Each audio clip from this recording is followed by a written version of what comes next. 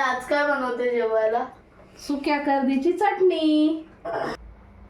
कढई तापायला ठेवली आहे। आवश्यकतेनुसार तेल टाकलं आहे। तेल आपलं कडकडीत छान असं तापलं आहे। त्याच्यामध्ये 3 ते 4 लसणाच्या पाकळ्या चॉप करून घेतल्या आहे। 7 ते 8 हिरव्या मिरच्या चॉप करून घेतल्या आहेत। या सर्व आपण तेलामध्ये परतून घ्यायच्या आहेत। मिरच्या छान तडतडल्या आहेत। 3 मिडियम आकाराचे कांदे चॉप करून घेतले आहेत। हे आपण आता तांबूस रंगाचे होईपर्यंत छान परतून घ्यायचे आहे। कांदा आपला थोडा लालसर झाला आहे। आपण आता त्याच्यामध्ये 2 बारीक आकाराचे टोमॅटो चॉप करून टाकले आहे। टमाटा आणि कांदा परतून घ्यायचा आहे। आपण आता त्याच्यामध्ये आवश्यकतेनुसार मीठ टाकायचं आहे।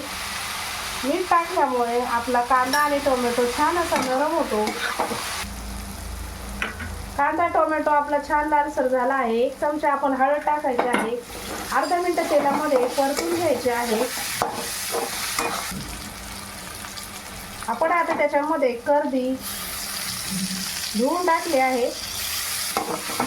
कर्दी आणि तेलामध्ये छान अशी परतून घ्यायची आहे। कांद्यामध्ये आपण आता भरपूर सारी कोथिंबीर टाकणार आहोत। त्याच्यामध्ये कोथिंबीर टाकल्यावर अर्धा मिनिट छान अशी तेलामध्ये परतून घ्यायची आहे। आपण आता त्याच्यामध्ये खूप थोडंसं पाणी ॲड करायचं आहे। पाणी टाकल्यावरती आपण त्याच्यावर एक झाकण ठेवायचं आहे। स्लो गॅसवर 10 मिनिटं झाकण ठेवून वाफवून घ्यायचे आहे।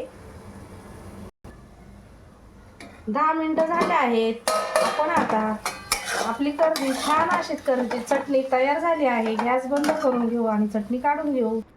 छान अशी कर्दीची चटणी आपली तयार आहे। व्हिडिओ आवडला असेल तर लाईक करा, सबस्क्राईब केलं नसेल तर चॅनलला सबस्क्राईब करा। धन्यवाद।